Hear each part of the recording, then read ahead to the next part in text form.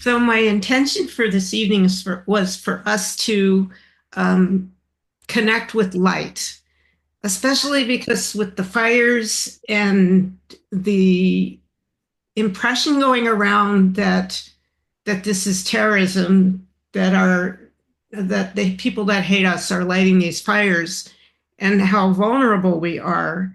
So I was thinking, well, the best way to fight darkness is by tuning into light. So I found this section of the Rev Pinson's book on visualizing.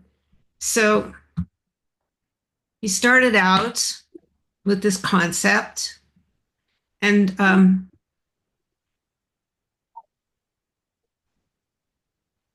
talked about visualizing ourselves as angels. And I think this comes from the Baal Shem Tov.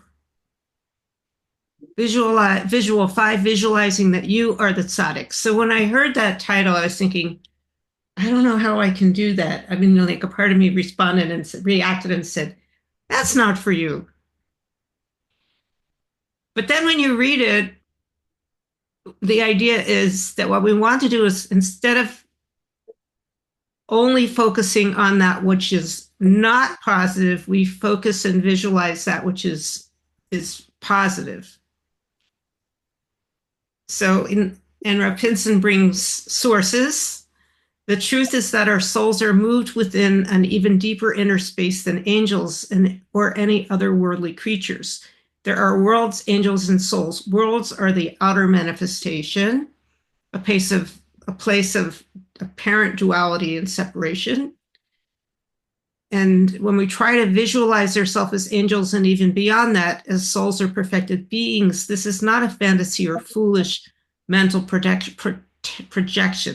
On the contrary, it was rather a materialization of a profound truth.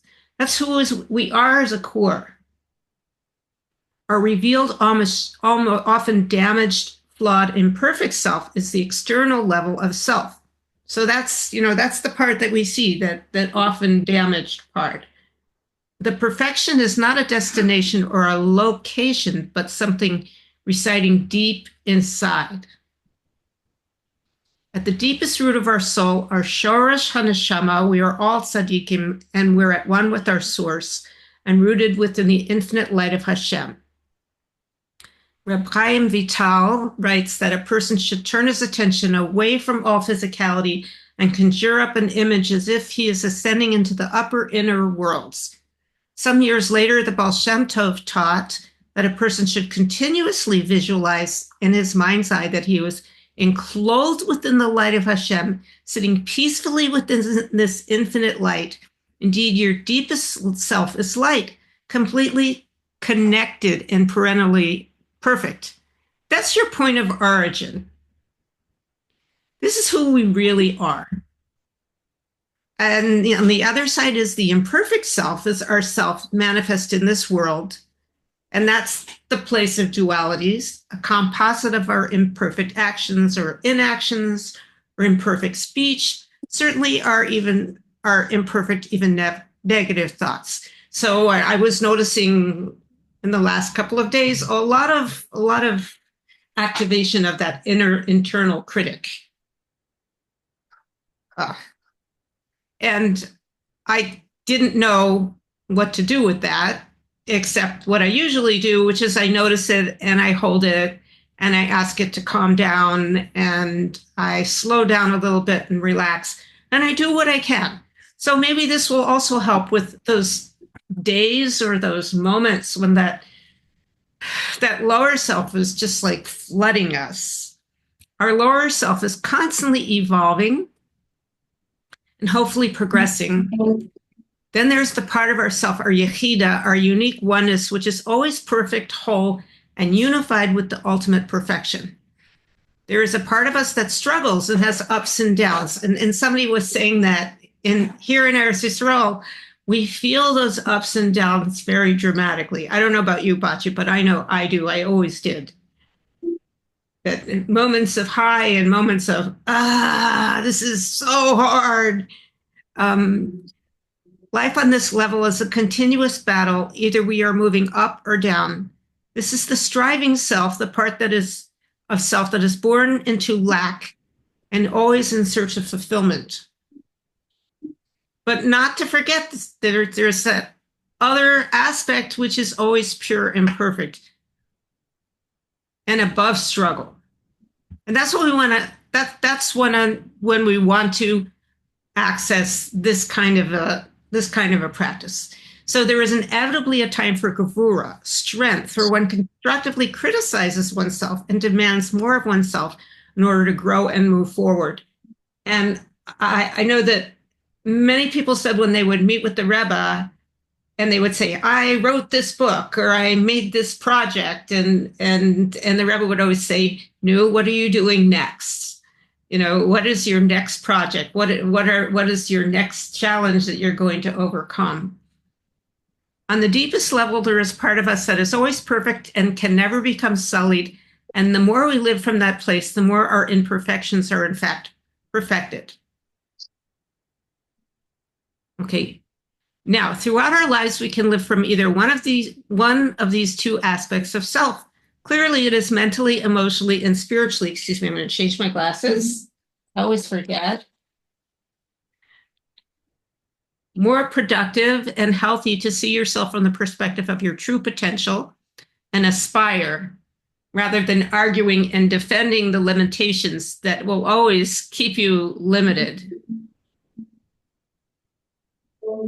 or even wallowing in those limitations, because that's the other thing that people do is, I'm a victim, I have this disability, people don't do this for me, my parents didn't do this, or I have no this or no that.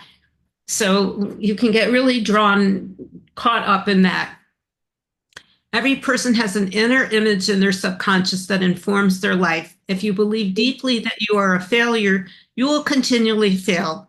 And if you believe deeply that you deserve goodness and blessings, you will open yourself up to goodness and blessings. In life, you can either view yourself as a rasha, a wicked person, and struggle with and through that self-image, or you can realize that there is a small righteous person within you, a small measure of perfection and goodness. Life is best served when we envision ourselves at our best and imagine ourselves as righteous, which potentially we really are. And then he gives an example. Say, for instance, a person is working on refining a particular attribute. Some of us have problems with anger. Some of us have problems with passivity. One should imagine yourself as if he or she has already perfected that very attribute that they're working on and refining. And that comes from Miktav Eliyahu. In essence, they should imagine that the negative trait has already been perfected. Another good suggestion is to begin the day this way. Set the foundation of the day on this premise. Secure a template or principle upon which all the details of the day can unfold in a positive manner.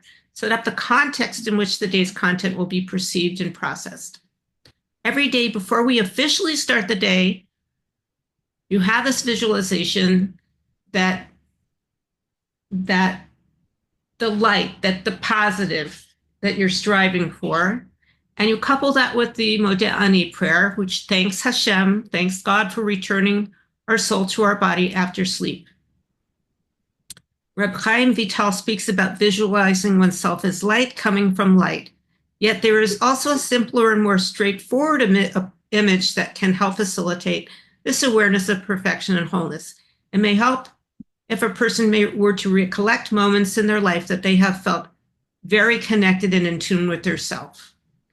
Okay, so most of us have a moment that we can remember that we were very much in tune with ourselves.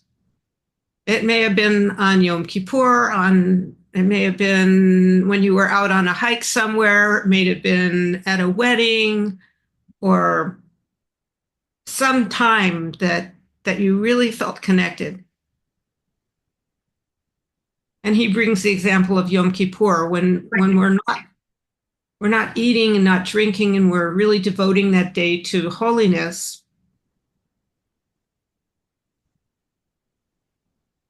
There's also an even simpler mundane image that one can use to conjure this image of his perfected self.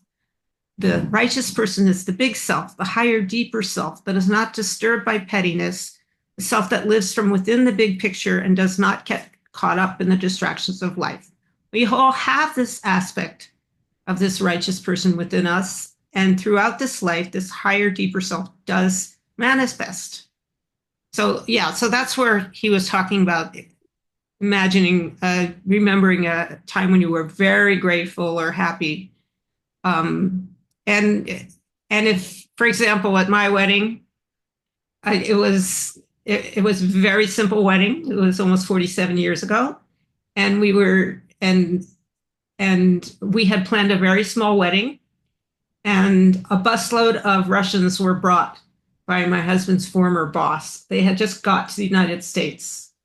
And I was very happy. And I wasn't thinking about, the busload of Russians. I was thinking, oh, this is my wedding day. And, I'm happy and it doesn't bother me. In retrospect, I felt a little weird about it, but when you're that happy and that caught up in the moment, small things don't bother you. So we're going to do this practice now. And I'm going to turn off the recording